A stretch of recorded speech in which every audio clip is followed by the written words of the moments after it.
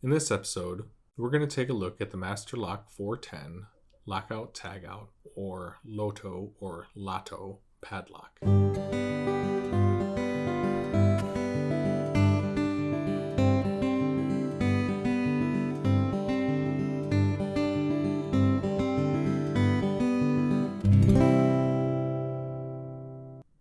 Hey folks, welcome to Pugs Picks Locks. If you're new here, feel free to click that subscribe button and ring the notification bell so you'll always be notified when I release new content like this. And if you like the video, go ahead and give it a thumbs up. Click that like button, and then if you have a question or comment, leave that down below. I'm more than happy to engage with you in the comment section, either to answer questions or to receive your feedback. I don't always get everything right. So, did I get something wrong? Is there something I could do differently? Is there something I should have done better? Please let me know. I'm so happy to learn from you so that I can continue to grow and expand my skill set and my knowledge base and provide you better and better content. Okay, let's dive in. We're going to be taking a look at this Master Lock 410.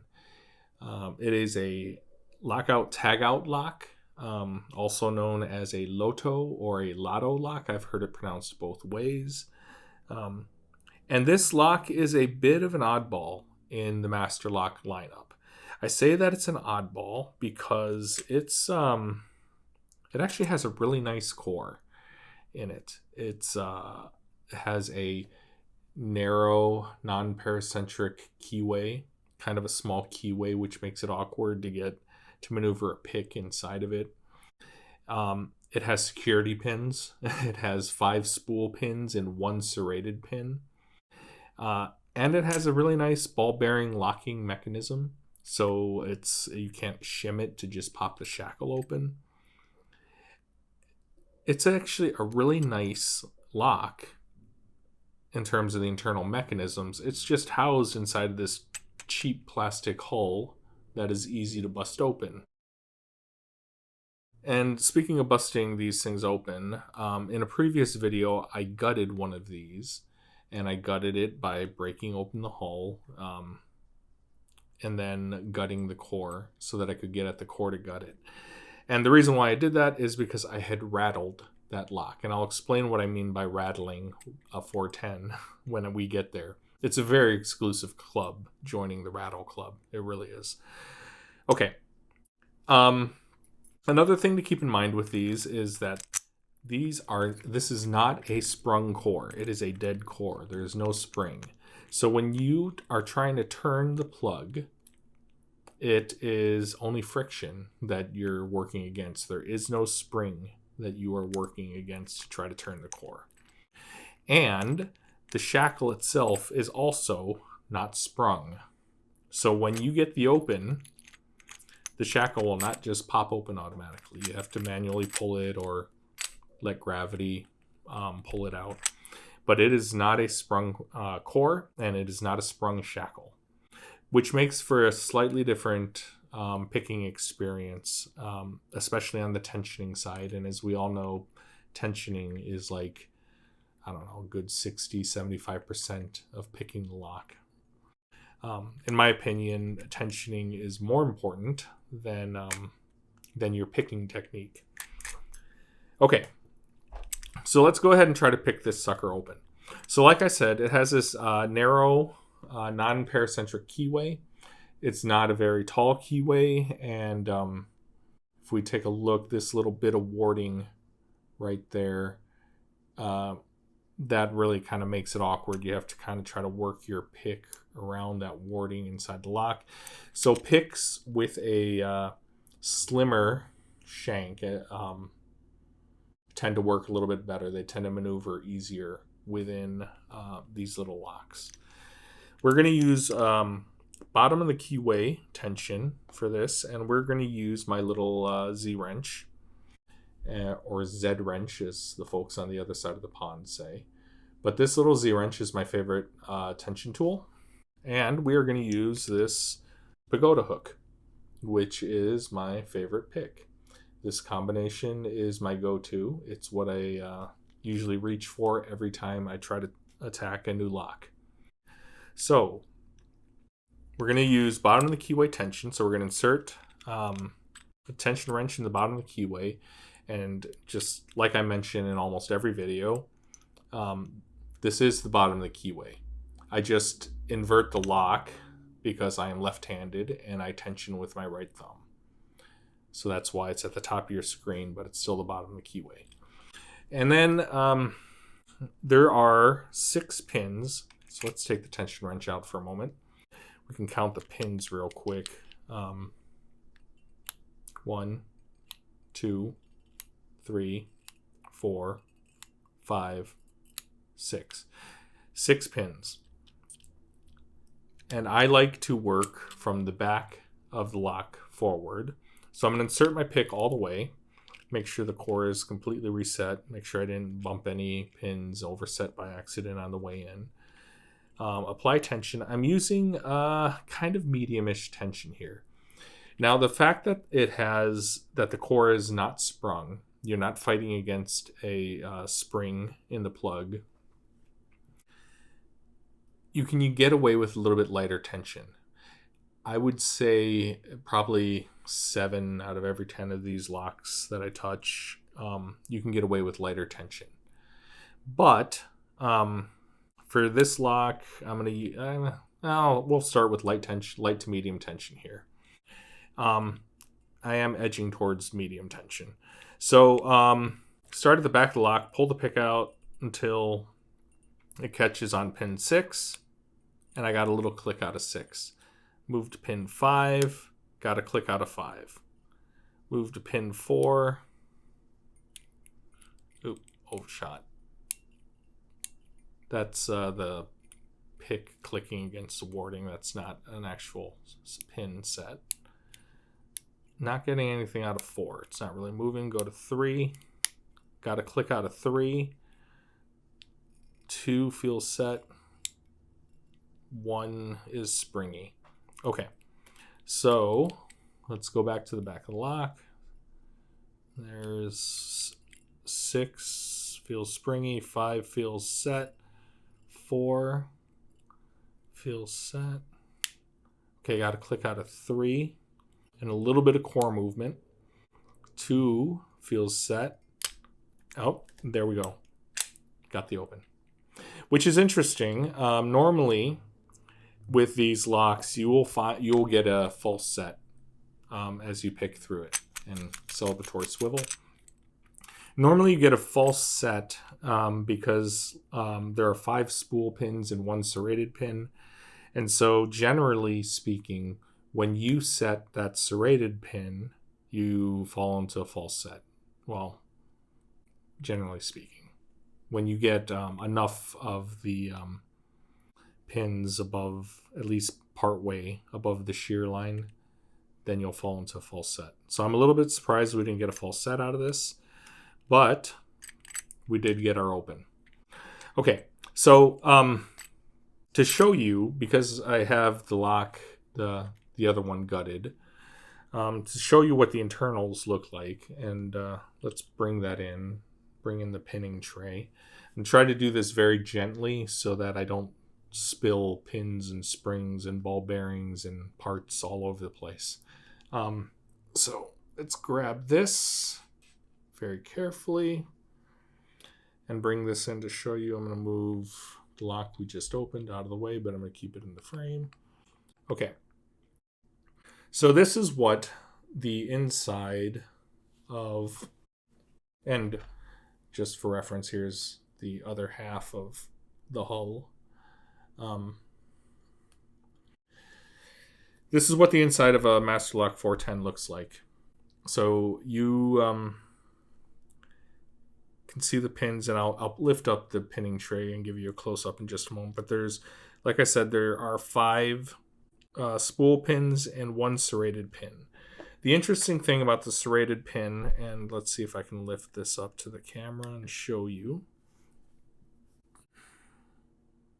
If you can see, the serrations are so very light. That is very lightly serrated. I'm trying to get a good angle on it for you guys. There's only 2 cuts, and they're very shallow. I'll be perfectly honest. Most of the time, like nine times out of 10, I don't even feel the serrations when I'm trying to set that pin. That's how lightly serrated that serrated pin is. But the other 5 are spools. Now, from personal experience and from word of mouth from others in the Locksport community, pin stack 5 is always where that serrated pin lives. And it is always in 5. So the goal is to get 5 set so that you can fall into that deep false set. And then you can see the spools are just standard spools. They're not serrated spools at all. And you can see that all of the key pins are standard key pins. None of those are serrated either. And the springs, I'd call them medium tension springs. Like American locks, Series 1100 locks, tend to have really light springs, which makes it really easy to overset a pin. These, I would say, are more medium strength and are not as easy to overset, but that does not mean you will not overset one, because you absolutely will. But yeah, that's what the inside of it looks like. And if you look at the locking mechanism is 2 ball bearings. And you can see that when the cylinder at the center of the locking mechanism is turned this way, the ball bearings cannot move and they hold the shackle into place. But when the cylinder turns, the ball bearings are then able to slide inwards into the indentations on the side of the cylinder. I'm trying not to spill everything. And then the shackle can open as the ball bearings fall into the grooves on the cylinder. Okay, so that's the way the locking mechanism works. So that's why you cannot slip a shim down into the locking mechanism and just pop the shackle open that way. All right, I talked about rattling this lock, and that's the reason why I went ahead and gutted it. So what that means is it is possible. These ball bearings are sliding all over the place. It is very possible to over-rotate the plug, over-rotate the core. You guys get to see how clumsy and lack of dexterity. I'm just going to take the ball bearings out. Okay. To over-rotate the core, and I'll show you how that happens in just a moment.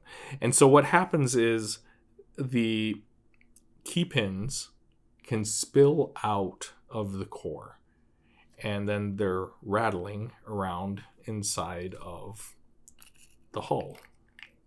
And so when you shake it, you can hear the key pins rattling around inside of the hull, and which is why we call it a 410 rattle. And and when you do this, you have just joined a very illustrious club of people who have made a very simple mistake. And what that mistake is over-rotating the core, over-rotating the plug. So you can see that normally, let's turn that around. So that normally, is that right? Yep, that's right. Okay. So that normally our key pins sit in these chambers in the plug here, right? And they are resting against the driver pins and the springs in the Bible up here. But the back side of the cylinder has these holes in it. So because this is not a sprung core, and the core can do a full 360 degree turn, you can see that if you turn it 180 degrees, the chambers in the plug for the key pin now line up with these holes, and the key pins can spill out. So if we're inside the hull, if I can get this open again, there we go. When we're inside the hull, let's make sure that's turned the correct way before I do this. Okay. So when the key is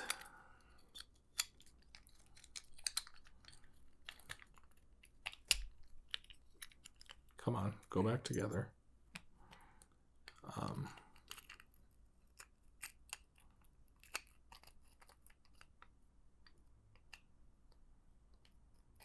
There we go. So you can see that when you in the hull, in the opening for the keyway, you can see these little bits of warding here that prevent the key from turning more than 90 degrees.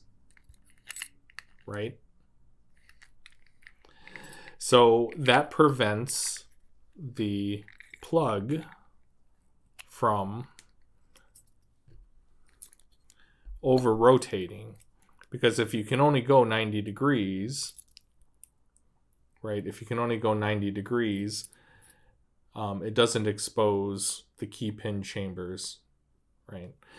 But the tricky thing with these is that when you are picking them,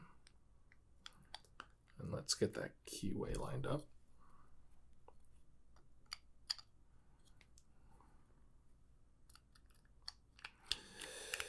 When you are, instead of using a key, when you're using a tension wrench, you can then, so if you're using bottom of the keyway tension, you will hit that warding and it'll stop the over rotation. If, however, let's do it this way. If you're using top of the keyway tension, you can actually do a full 360. So if you're using top of the keyway tension and you get the open and that tension tool turns 180 degrees, congratulations, you now have a rattled 410. All the key pins will be rattling around inside the plastic hull. So it's very important when you're picking, if you are using top of the keyway tension, it is very important to not go past 90 degrees. And when you are locking it back up using a tension tool, always go counterclockwise when you're locking back up. Otherwise, if you mess up and you're like, I'm going to lock this sucker back up, and that's part of the danger of having a core that is not sprung. Having a dead core is that over rotation. And so that is our that is the